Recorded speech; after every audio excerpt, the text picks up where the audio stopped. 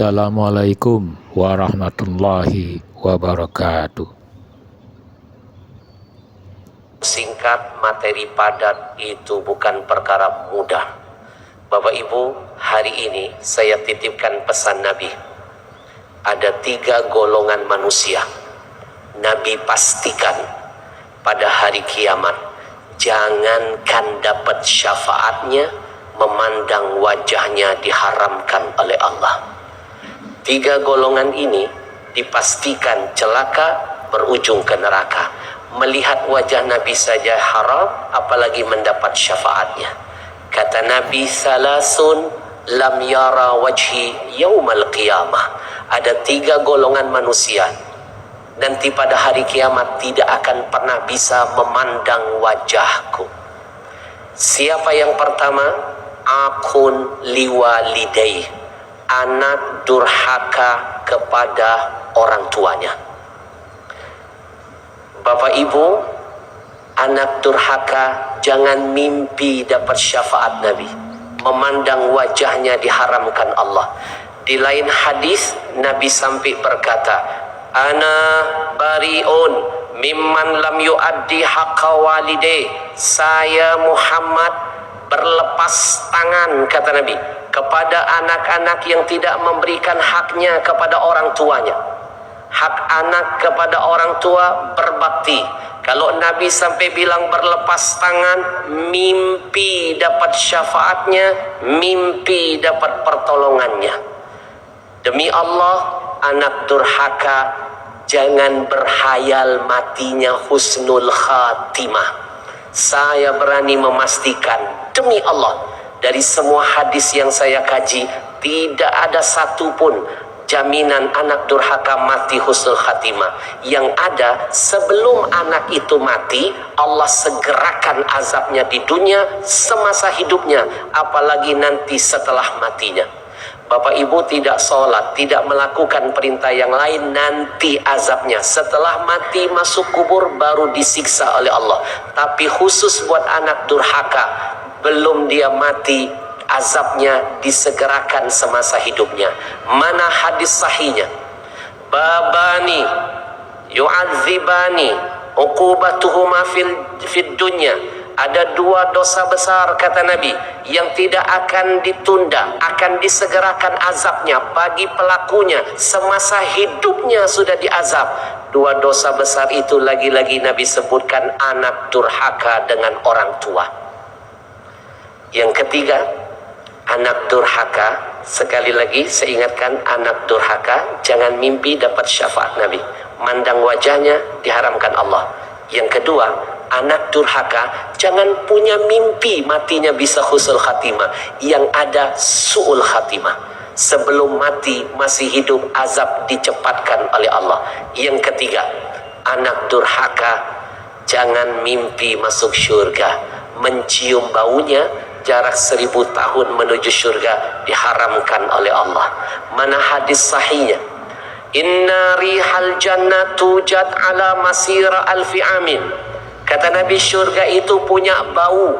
Baunya harum semerbak. Saking harumnya, jarak perjalanan menuju ke syurga 1000 tahun bisa dicium baunya. 1000 tahun ukuran dunia, 1 hari saja ukuran akhirat. Bagaimana 1000 tahun ukuran akhirat? Baunya bisa tercium saking harumnya. Tapi sayang, kata Nabi, ada 2 orang manusia, jangankan masuk ke dalamnya, mencium baunya diharamkan oleh Allah. Lagi-lagi siapa 2 orang yang celaka ini? Nabi sebut anak durhaka dengan orang tuanya. Bapak Ibu yang saya muliakan, buat apa punya harta berlimpah, anak satu pun gak ada yang jadi soleh dan soleha? Lebih baik gak usah punya harta. Selama anak kita ada yang jadi soleh dan soleha, dialah yang akan jadi harta dunia sampai akhirat kita, insya. Itu sebabnya saya pernah menulis buku ini. Buku ini saya tulis selama 3 tahun setengah. Nulisnya sambil meneteskan air mata. Buku ini saya tulis ketika saya keliling Indonesia Dan saya berani menyimpulkan Indonesia darurat krisis anak soleh. Banyak kacang lupa dengan kulitnya, banyak anak-anak jadi majikan bagi orang tuanya, pendek kata banyak anak durhaka dengan ayah ibunya. Berbagai macam kejadian saya temukan. Kejadian yang pertama, kami temukan kasus di Jambi.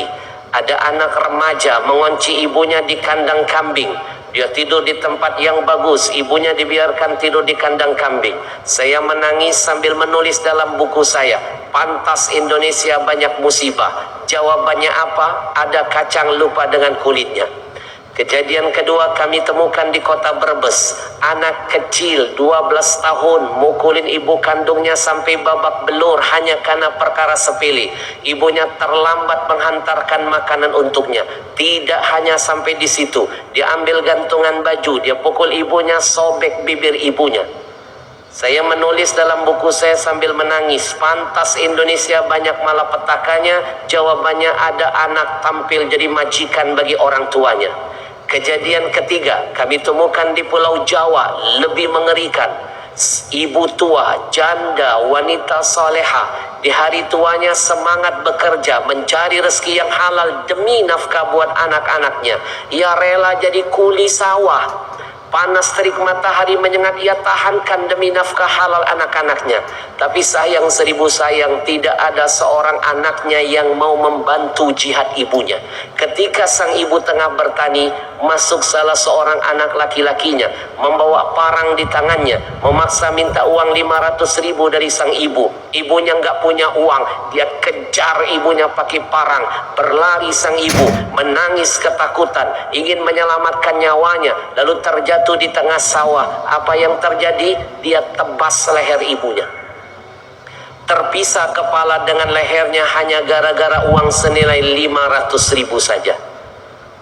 Demi Allah, saya makin mantap menyimpulkan dalam buku saya, pantas Indonesia banyak mara bahaya. Kenapa banyak anak durhaka di negeri ini dengan ayah ibunya? Sampai detik ini saya berani bersumpah, belum pernah saya menemukan dalam Quran ada satu ayat saja, belum pernah saya membaca dalam hadis ada satu riwayat yang menyebutkan bahwa ada anak setan tega menyembelih leher ibunya. Sebejat-bejat anak setan, sedahsyat-dahsyat anak setan, jangankan membunuh, durhaka saja tidak ada satupun dalilnya. Tapi anak manusia, jangankan durhaka, membunuh pun ada. Jangan-jangan manusia sekarang lebih gila daripada setan. Jangan-jangan setan sudah takut lihat kita. Jangan-jangan saking takutnya syaitan lihat manusia, syaitan sudah berdoa begini kepada Allah, ya Allah, aku berlindung dari godaan manusia yang terkutuk. Manusia lebih gila dari setan.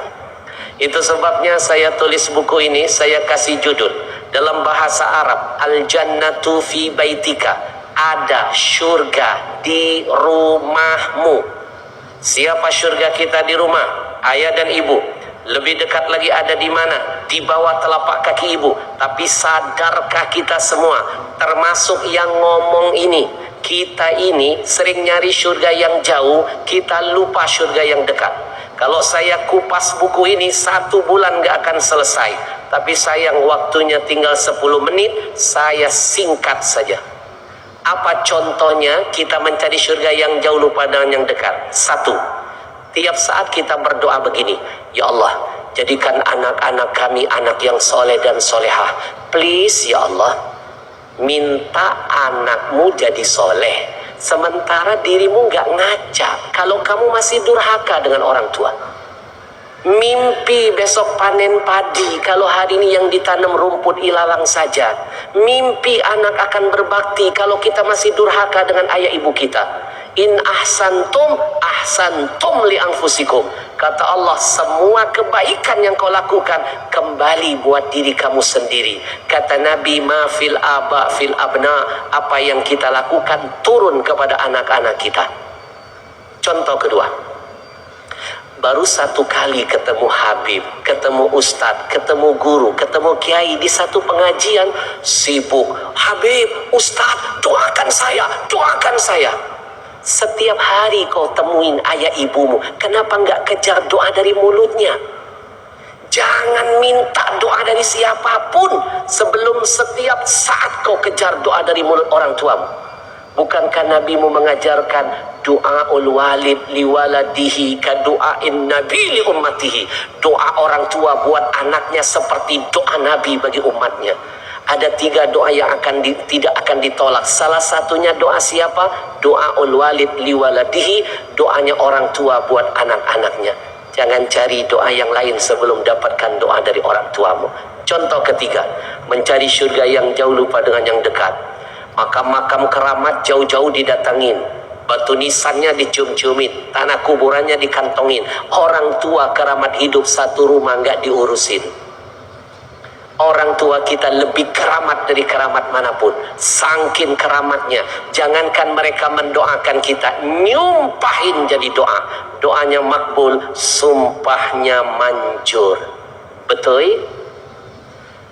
Ngomong dengan pasangan bisa romantis, darling, darling. Manggil orang tua nadanya selalu tinggi dan menyakitkan hati. Ini namanya mencari surga yang jauh lupa dengan yang dekat. Buat apa sibuk memuliakan orang tapi nggak bisa memuliakan orang tua sendiri? Istrimu bisa jadi mantan, suamimu bisa jadi mantan, ayah ibumu nggak akan pernah bisa jadi mantan. Seorang ayah bisa membahagiakan 10 orang anaknya. 10 anak belum tentu bisa membahagiakan seorang ayahnya. Seorang ibu berani mati melahirkan 10 putra putrinya. 10 anak belum tentu siap mati demi seorang ibunya. Jangankan hartamu, nyawamu gak akan pernah bisa membayar semua pengorbanan ayah ibumu. Di buku saya banyak betul cerita-cerita yang sangat indah. Salah satunya saya ambil dari tafsir Ibn Katsir. Dari tafsir Ibn Katsir ada cerita seorang sahabat Nabi namanya Abdullah bin Umar. Ketika musim haji, Abdullah bin Umar pernah memandang ke arah Ka'bah. Tiba-tiba dari senyum melihat Ka'bah berubah menjadi sebuah tangisan. Kenapa dia menangis? Karena dia terharu ketika melihat ada seorang anak muda sedang berjihad menggendong wanita tua di atas lehernya. Wanita itu dibawa tawaf mengelilingi Ka'bah 7 kali putaran. Abdullah bin Umar terharu dan bertanya, "Nak, siapa wanita tua yang ada di lehermu itu?" Anak muda tadi menjawab, "Imam, dia adalah ibuku, Imam." "Hebat kamu, Nak." "Apanya yang hebat, Imam? Aku dengar-dengar kata orang kamu gendong ibumu dari kota Yaman yang jauh sampai ke Mekah." "Betul, Imam." "Kakimu sampai berdarah-darah karena melewati padang pasir yang panas." "Iya, Imam." "Kulitmu sampai mengelupas karena terik matahari menyengat." "Imam, biarkan kulitku, kakiku, nyawaku, semuanya aku siapkan buat ayah ibuku. Apakah dengan cara begitu aku sudah bisa membayar jasa ibu kepadaku?" Abdullah bin Umar menangis lalu berkata, "Demi Allah, Nak, 1000 kali kau gendong ibumu dari Yaman sampai ke Mekah, 1000 kali kakimu berdarah-darah, 1000 kali kulitmu mengelupas, 1000 kali kau tawaf mengelilingi Ka'bah tiap hari sekalipun ibu di atas lehermu itu tidak akan bisa membayar 1 tetes darahnya yang pernah ia teteskan ketika melahirkanmu, itu tidak akan bisa menebus 1 teriakan rasa sakitnya yang pernah ia teriakan ketika melahirkanmu. Kalau 1 tetes darahnya, kalau 1 teriakan rasa sakitnya tidak bisa kita tebus walaupun dengan jihad sehebat, sedahsyat, semulia itu, pertanyaan saya, bagaimana cara menghapus goresan luka yang sering ditancapkan di hati mereka, yang sampai mereka tutup mata? Belum pernah ada kata ridho sampai di telinga kita. Mimpi dapat ridho ilahi. Kalau ridho ayah ibu sampai mati tidak pernah kau raih. Ingat pesan Nabi, ridho Allah fi ridhol walidain wa sukhtullah fi sukhtil walidain. Ridhonya Allah ada ketika orang tua ridho kepada kita. Murkanya Allah datang ketika orang tua murka kepada kita. Kunci sukses dunia sampai akhirat dari Allah buat kita sebenarnya dekat, ada di bibir orang tua. Tapi kenapa sibuk mencari surga yang jauh, sibuk mencari kunci-kunci yang jauh, tapi melewatkan kunci yang terdekat? Kalau orang tuamu sudah berkata, "Nak, aku ridho kepadamu, nak," langit terbuka, arasy bergoncang, malaikat aminkan doamu, Allah kabulkan semua harapan dan keinginanmu. Ada surga di rumahmu. Jangan cari surga yang jauh sebelum kau dapatkan surga yang dekat. 3 menit menuju Isya, saya tutup dengan sebuah kesimpulan. Kalau dulu engkau sering meminta dari ayah ibumu, hari ini berjuang, jadilah anak yang memberi. Kalau dulu engkau pernah durhakai ayah ibumu, hapus semua kedurhakaanmu dengan kebaikanmu. Bagaimana caranya? Ikuti program komunitas Rio Indonesia Mengaji. Mereka punya program wakaf Quran. Catatkan namamu beramal untuk ayah ibumu, baik yang masih hidup apalagi yang wakaf, apalagi yang wafat. Niatkan wakaf Quranmu atas nama arwah ayah ibumu, ibumu, suamimu, istrimu, semua yang wafat. Kata Nabi, jangan lupakan orang yang mati. Yang mati di dalam kubur kalghariqil mutaghawis, bagaikan orang tenggelam di tengah-tengah lautan. Setiap detik orang yang mati manggil nama keluarga yang masih hidup yang ditinggalkan. Setiap detik yang mati nangis-nangis mencari pegangan biar tidak tenggelam. Pegangan mereka cuma satu, amal kebaikan. Dan orang yang mati nggak bisa menambah kebaikan mereka lagi, karena mereka terputus hubungannya dengan ilahi. Tapi orang yang mati masih punya satu harapan lagi. Apa harapannya? Sampai kiamat nungguin kiriman pahala amalan dari kita yang masih hidup. Maka itu Nabi menyuruh kita, uhdu limautakum. Sering-seringlah, kata Nabi, kalian yang masih hidup ini mengirimkan hadiah untuk mayit-mayit kalian. Para sahabat bertanya, apa hadiah buat mayit? Nabi jawab, ada 2. 1 doa, 2 sedekah. Dan